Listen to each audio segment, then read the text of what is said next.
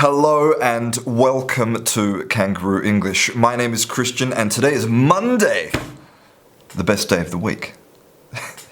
And it's a new year, 2020.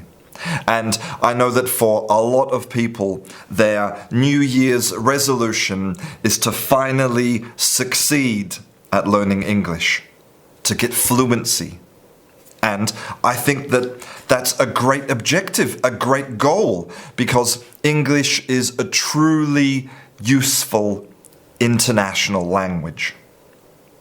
But the truth is that this year, just like a lot of other years, most people will fail. And so I want to give you 9 tips to help you to really succeed at learning English this year. Now, something you need to know about me. I don't care whether you like or subscribe to my channel. I don't have an app or a website or a course to sell you. I'm not interested in your money. I am only interested in seeing you succeed. Whether this is your first time trying to learn a language, or maybe you learned English at high school and you're trying to get back in, or maybe you've been studying English for 10 years and you're not getting the results you want. I hope that these 9 tips will help you. And tip number 1 is to stop watching YouTube videos.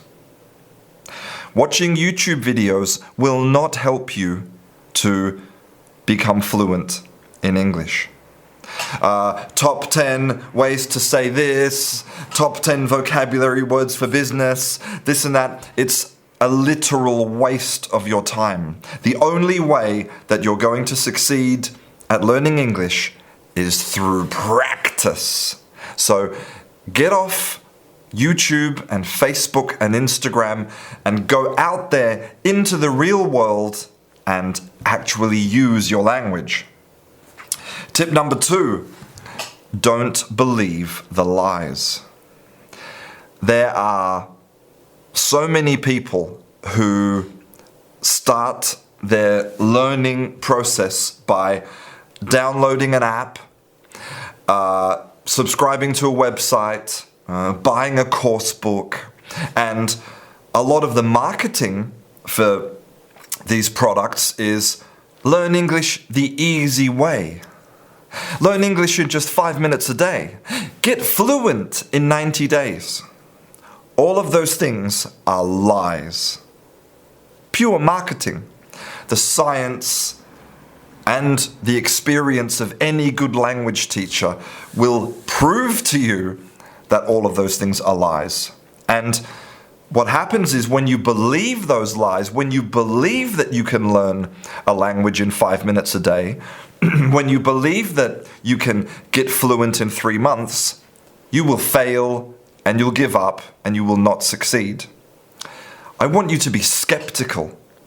If somebody tells you that learning English is easy, they're lying. If someone tells you you can learn English quickly, they're lying. If someone tells you that they have the system, they're lying. Now, tip number 3 is directly related to that, and that is that you need to have realistic expectations. The science tells us that it will take you about 30 years to reach maximum fluency. 30 years. Now, when a lot of people hear that, their first thought is, 30 years, I give up. I don't have time. I'll be dead in 30 years. But here's the thing, that is the truth. And knowing that that is the truth actually gives you the freedom and the patience to succeed. Because I know that if you believe you will learn English in 90 days, you will definitely 100% fail. But if you know how long it takes, how hard it is, then you can prepare yourself mentally and with your motivation to really follow through for all of those days, all of those years, all of those weeks, all of those months, and enjoy the process on the way. Tip number 4. Now, when you download the latest language learning app, or you subscribe to that website, or you open that course book, what you normally find are grammar exercises and vocabulary memorization exercises. That's great. They are part of language, but they are only that. Grammar, memorization, vocabulary is a tiny part of language. It is not the complete solution. So you can devote a little bit, a small percentage of your time to that, and then devote a vast majority of your time to actually practicing and using the language. Tip number 5, forget about exams. Language exams are a terrible way to measure your fluency. In fact, language exams are not designed to measure fluency. Language exams only tell you how good you are at doing language exams.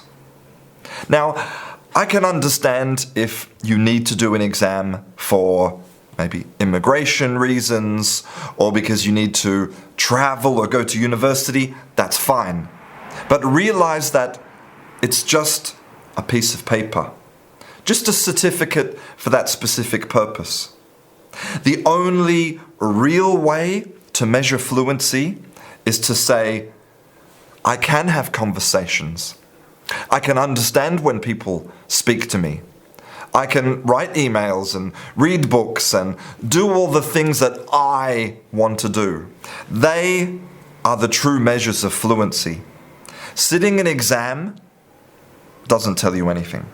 Tip number 6, stop trying to be a native speaker. Most courses and apps and YouTube videos try to push you towards this magical goal of being a native speaker. Native speaker accents, native speaker grammar, native speaker culture. But guess what? You are not a native speaker.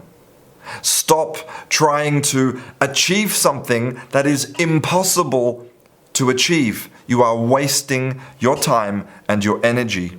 You do not need to be like a native speaker to have successful communication, to have opportunities to travel, to work, to study. All of those things do not require you to imitate somebody from another country. Your English will be a result of all of the experiences that you have had in your life. Your beautiful accent, the way that you construct your sentences, the things that you like to talk about, the vocabulary you have. All of those things are part of you and part of your identity. So stop trying to eliminate them and be fake. Tip number 7, realize that mistakes are learning. All of the science, including computer modeling, tells us that if you don't make mistakes, you don't learn. Mistakes are learning, but it's really important that you pay attention to your mistakes. You engage the power of noticing. You can't continue to make mistakes. You make mistakes and you learn from them. Tip number 8, use your English to do things that are meaningful to you.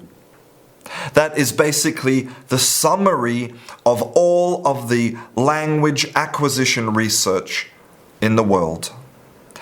There is no substitute for actually using the language. So if you really want to succeed this year, use the language to do things that are meaningful to you. And finally, tip number 9, have fun. Language learning is really, really, really hard, and it takes a really, really long time. And it will not always be fun, but it should mostly be fun. You see, learning a language isn't about the language itself. Language is just a tool for communication. And when you're learning a new language, the fantastic thing, the beautiful thing, the fun thing is it allows you to express your ideas in another language.